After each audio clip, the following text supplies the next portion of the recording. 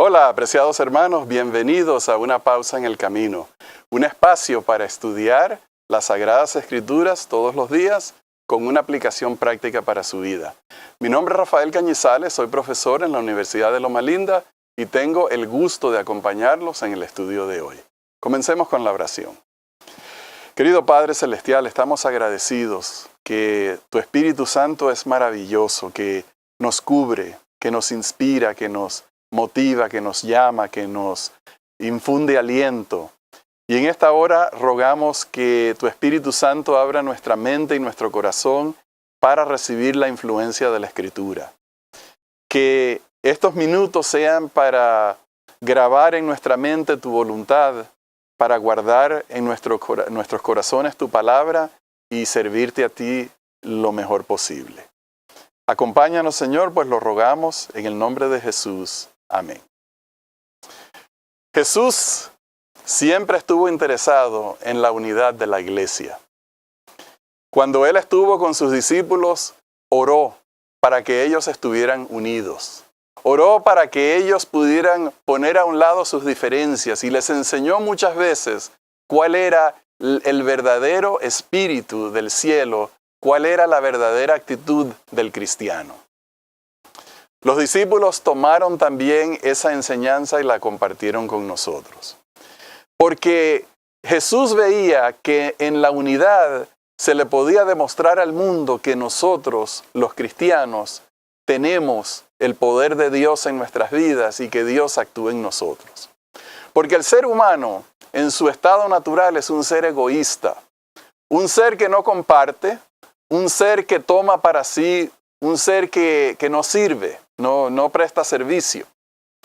En cambio, los cristianos se nos ha llamado a que seamos todo lo contrario, que reflejemos el carácter de Cristo. Y al estar unidos en amor, en beneficios mutuos, en edificar la iglesia, entonces el mundo vería eso y serían atraídos al Señor que produce ese carácter.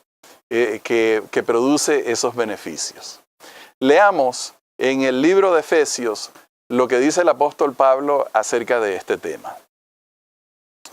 Yo pues, preso en el Señor, os ruego que andéis como es digno de la vocación con que fuisteis llamados, con toda humildad y mansedumbre, soportándoos con paciencia los unos a los otros en amor, procurando mantener la unidad del Espíritu en el vínculo de la paz. Un solo cuerpo y un solo espíritu, como fuisteis también llamados en una misma esperanza de vuestra vocación. Un solo Señor, una sola fe, un solo bautismo, un solo Dios y Padre de todos, el cual es sobre todos, por todos y en todos. Dios quiere la unidad de su iglesia y para eso nosotros tenemos que manifestar el fruto del Espíritu para sobrellevarnos los unos a los otros en amor y en servicio y en bondad y en amabilidad. Pero la unidad significa uniformidad, difícilmente. Cuando nosotros leemos en el Nuevo Testamento, encontramos que en los temas de doctrina, por ejemplo, era difícil para ellos entender exactamente cómo se aplicaban y se explicaban las palabras de Jesús y también las palabras del Antiguo Testamento. Tuvieron que hacer un concilio y habían diferentes puntos de vista hasta que el Espíritu Santo dirigió y los ayudó a tomar la decisión correcta. Pero ahí tampoco terminaron las diferencias, porque nosotros los seres humanos somos personas imperfectas. Tenemos un entendimiento imperfecto, tenemos una paciencia imperfecta, tenemos una capacidad de comunicarnos que también es imperfecta y por lo tanto eso produce divisiones entre nosotros. Nosotros hemos leído en el Nuevo Testamento, en el libro de Hechos, que hubo diferencias entre Pablo y Bernabé y decidieron separarse y hacer sus ministerios cada quien por su lado. Encontramos también que Pablo reprendió a Pedro porque estaba en desacuerdo de la forma en la que él se comportaba. O sea que si aún entre los discípulos habían esas diferencias, es de esperar que entre nosotros también existan algunas diferencias. A pesar de todo eso, ellos estaban unidos en la misión de la predicación del Evangelio. Así que de allí podemos entender que si bien Jesús quiere que nosotros estemos unidos, eso no quiere decir que Él quiere que todo sea uniforme, que haya una sola manera de pensar, una sola manera de hacer las cosas, una sola manera de practicar la misión de llevar el Evangelio. No solamente habrían diferencias en ese sentido, sino que el apóstol Pablo advirtió que sucederían cosas peores. Vamos a leer en el libro de Hechos un pasaje de advertencia. Y ahora, yo sé que ninguno de todos vosotros, entre quienes he pasado predicando el reino de Dios, verá más mi rostro. Por tanto, yo os declaro en el día de hoy que estoy limpio de la sangre de todos, porque no he rehuido anunciaros todo el consejo de Dios. Por tanto, mirad por vosotros y por todo el rebaño en el que el Espíritu Santo os ha puesto por obispos para apacentar la iglesia del Señor, la cual Él ganó por su propia sangre. Porque yo sé que después de mi partida entrarán en medio de vosotros lobos rapaces que no perdonarán el rebaño, y de entre vosotros mismos se levantarán hombres que hablarán cosas perversas para arrastrar tras sí a los discípulos.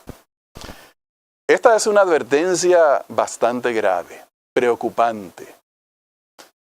Ellos no entendían exactamente lo que iba a suceder, pero sabían que algo feo iba a pasar. En otra carta, el apóstol Pablo advierte de un hombre de perdición, un hombre que se sentaría en el templo de Dios haciéndose pasar por Dios, atacando la verdad de Dios y su ley. Eso causó muchas divisiones en la iglesia e hizo matar a muchas personas a través de los siglos.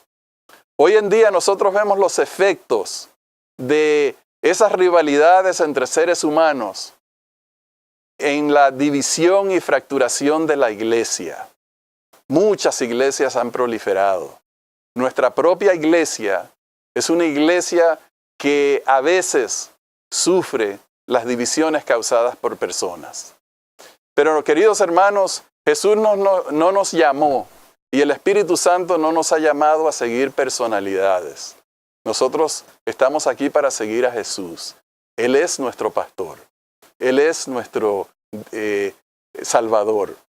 Y el Espíritu Santo nos dirige a la Escritura para encontrar aquí la sana doctrina, para encontrar aquí la verdad del Evangelio, no en seres humanos que se levantan queriendo arrastrar tras sí a personas, porque ellos quieren exaltarse y quieren ocupar el lugar de Dios en la vida de nosotros.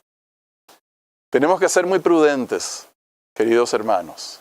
Necesitamos estudiar las Escrituras. Necesitamos permitir que el Espíritu Santo nos dirija al estudio profundo de las Escrituras, perseverar en la iglesia de Dios y no seguir a personalidades que no tienen en mente sino exaltarse a sí mismos. Vamos a concluir con una oración. Querido Padre Celestial, rogamos por la dirección de tu Espíritu Santo. Rogamos para que tú nos hagas entender el Evangelio en nuestros corazones, nos hagas servir en tu iglesia, apoyar en tu iglesia y servir a Jesús. Lo rogamos en su nombre. Amén.